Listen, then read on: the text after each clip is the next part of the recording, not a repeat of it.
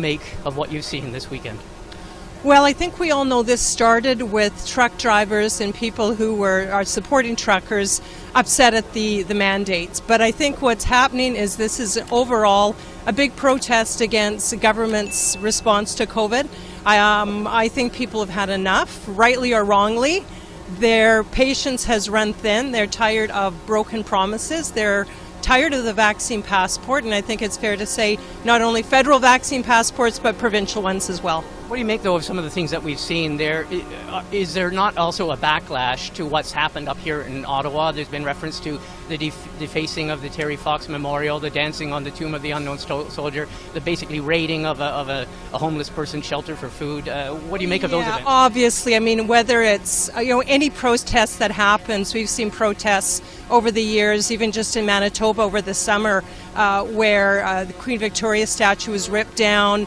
Heads chopped off of statues. What happened to the Terry Fox statue? We all condemn that. Obviously, that is unacceptable. But I think what we're hearing, the people I'm talking to, the majority of them are patriotic, peace-loving, very passionate, good people, and they deserve. The Prime Minister needs to hear them. The Prime Minister needs to listen to them and give them some respect instead of just discounting their views as unacceptable. They deserve some respect. Your leader, Aaron O'Toole, said it's time to turn the temperature down. Do you think this has turned the temperature down, or has it further polarized people? Because a lot of people here in Ottawa, for example, and some people across the country are not pleased by what they see in this demonstration. Well, I'll tell you, when you tell a group of people that they are racist and misogynist because they disagree with you, which is what the Prime Minister's done, that raises the temperature. I really want to see the Prime Minister of this country start to bring the temperature down, show some respect to people that he might disagree with, but he needs to listen to them, and I believe that that's what's going to turn the temperature down. I've got to head into my meeting. Thank you for chatting. Much. All right.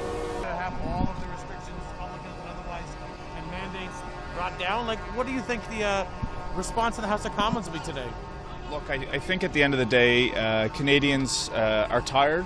We're frustrated. It's been challenging 2 years. I understand that. I have the opportunity in the House today to give a reply to the speech from the throne, and I intend to use that opportunity to address what we're seeing today. But the suggestion that we should just drop any health-related protocol is completely ignorant to what we're seeing in hospital rooms across the country. With the amount of ICU cases that are tied to people that are unvaccinated, we need to continue to make sure that those protocols are in place until we're able to get through the Omicron wave and be able to move forward. If you had to give a comment to how you feel, what do you think the intent of this protest is? I mean, we've seen a lot of things that maybe have disturbed a lot of people, and there are certainly people that are staying here today. So what's your sort of takeaway from what these protesters are asking for? I think it's important to remember that the impetus for supposedly why this protest was taking place was around vaccine mandates at the border, which is actually being imposed by the United States. Yes, our government is reciprocating for American truck drivers. If you look at the... put theirs in place first, just to be fair. To be fair, but I think when you look at the flags, whether it be the swastika flags we've seen this weekend, whether or not you see the Confederate flags, Trump flags, this is bigger than just around vaccine mandates. There's a negative underbelly that I've seen. Is there perhaps well-intended individuals as part of that crowd? I would like to hope so, but I can say that the trucking associations that are supposedly speaking for truckers are not sanctioning this type of behavior.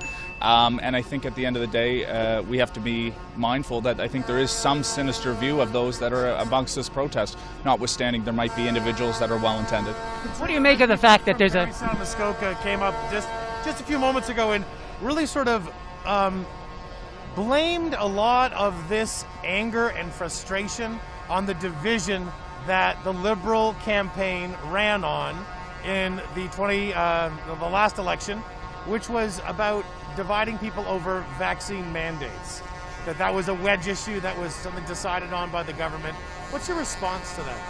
I mean, my response to that would be look at the governments across the country, provincial and territorial, that are also imposing vaccine requirements, that are putting vaccination passports in place. It's all under the guise of trying to protect the collective well-being of those who have made their own individual choice to be vaccinated, right? There are individuals in this country that have chosen not to vaccinate. There are consequences to those choices, which means some restricted freedoms to protect the well-being of others that have made their own individual choice to follow science, to follow public health advice, and to be able to move move forward so we can get on the other side of this pandemic. What do you make of the Angus Reid poll? Much is being said in conservative circles about the Angus Reid poll. For the first time, a majority of Canadians, according to Angus Reid, is saying they feel that measures should be lifted quickly. It goes back to the point I've made earlier that I think Canadians are growing tired and frustrated. It's been close to 2 years. I want to get back to a new normal as well, so I share that frustration, but the reality is we have to be mindful of not overwhelming the healthcare system. Go look at the ICU units and the amount of unvaccinated that represent, in some cases, 40-50% of those cases, and only around 10% of the population. So the measures that are in place now have to stay, but we're trying to get to a point that we can move forward. And I think that it's incumbent on all governments to demonstrate that the measures that we're taking are getting us there. The Prime Minister is speaking to Canadians this morning. What's your advice to him? Because the Conservatives are saying that he's using this as a wedge issue. Faced with this protest, faced with the kind of divisions that it has revealed, what's your advice to the Prime Minister and the kind of tone he should have? He's being criticized for calling these people marginalized. Look, I think all elected officials, not just the Prime Minister, we all have to be mindful of trying to balance the fact that there's a lot of emotion out there right now, and I suspect that the Prime Minister will strike that tone, and I fully support him. I need to run to committee, guys. Thanks. Take care. And it feels like there's no end in sight. I think that frustration the Canadian feels it's real. I feel it too. I'm frustrated as much as anybody else, and I think that to ignore that element of this, to ignore the real frustration that Canadians feel, because there's an awful lot more Canadians that aren't here that are frustrated too. I think that the Prime Minister does so at his peril. I think that we need to. And I say his peril electorally, nothing in no other way. Now, your leader, Aaron O'Toole, said it's time to turn the temperature down. Do you think this demonstration has turned the temperature down, or it's gotten some backs up because there's some people who don't like what they're seeing? Yeah, no, I think the entire last few days have just gotten more people's backs up. Actually, and I think that what's missing, and frankly, what I think has been missing in our political discourse for decades really is more conversation and less partisanship and vilifying our opponents for political purposes. When this started, we were all in this together. That was the language. And then when the Prime Minister saw an opportunity electorally during the election to sow more division, the us versus them, the people who I don't agree with. I think vaccines work, but there are people who are opposed to them. And I said all along during the election campaign, if I got to wear my mask a little bit longer so that we can stick together as Canadians and get through this, then I'm prepared to do that. But what about the major message here, though, is anti-vax? What about that as a liability for your party? I mean, most of the people we talk to here are just basically anti-vaccine, anti-vaccine mandate, and even anti-mask. Well, I think that our party's been clear all along that we're not in favor of vaccine mandates. We encourage everyone to get vaccinated. I've been, as I said many times, I'm double vaccinated. I believe in vaccines. I actually trust my doctor, not just when it comes to regular everyday health issues, but also on this one, and I think everyone else should too.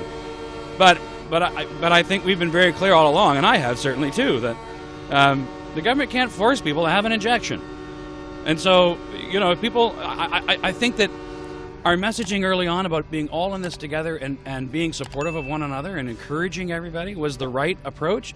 But all that changed in the election, when all of a sudden it was us versus them for electoral purposes. It was a disgusting display by the Prime Minister, and we're seeing the results of that. And it's been going on for generations, but this is just the most recent example of it. He was more interested in winning a few more seats than he was in bringing the country together.